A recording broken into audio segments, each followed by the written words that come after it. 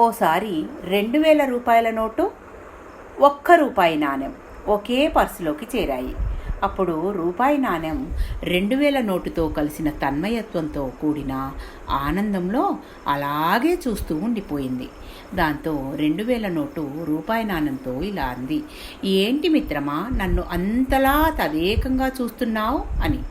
అప్పుడు రూపాయి నాణెం అంది, ఏమీ లేదు మిత్రమా, నీ విలువ నాకంటే 2000 రెట్లు ఎక్కువ కదా.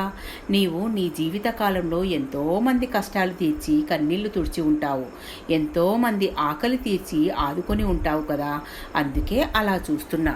దానికి 2000 నోటు బాధపడుతూ అంది, మిత్రమా, ఎవ్వరికీ కన్నీళ్లు తుడిచి కడుపు నిండా అన్నం పెట్టే అవకాశం రాలేదు. ఎందుకంటే నేను పెద్ద ఉద్యోగి చేతికి చిక్కాను. వాడు నన్ను లాకర్లో దాచాడు. ట్యాక్స్ ఎగ్గొట్టాడనే కారణం చేత ఈ మధ్య జరిగిన ఐటీ దాడుల్లో నేను బయటికి వచ్చాను. ఆ జైల్లో నుండి బయటపడిన ఆనందం కాస్త కొన్ని రోజులు కూడా లేదు. ఐటీ దాడుల్లో పట్టుబడిన సొమ్ములో నుండి లంచం రూపంలో ఐటీ అధికారికి ఇచ్చారు.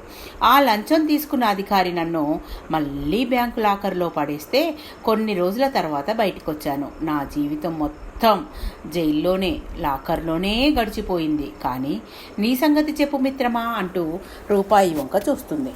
అప్పుడు రూపాయి నాణెం ఇలా అంది, మిత్రమా, నా జీవితంలో ఎక్కడెక్కడ తిరిగానో చెప్పలేను.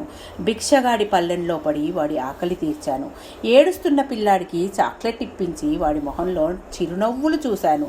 పూజారి హారతి పల్లెంలో, దేవుడి ఉండిలో, అక్కడి నుండి భగవంతుని చరణాలు తాకి అలా ఒక్క చోట ఏంటి, నేను తిరగని చోటే లేదు మిత్రమా. భగవంతుని పాదాల నుండి మొదలుకొని పేదోడి అంతిమ యాత్ర వరకు నేను ప్రతి చోట్ల ఉన్నా అంటూ చాలా ధీమాగా చెప్పింది.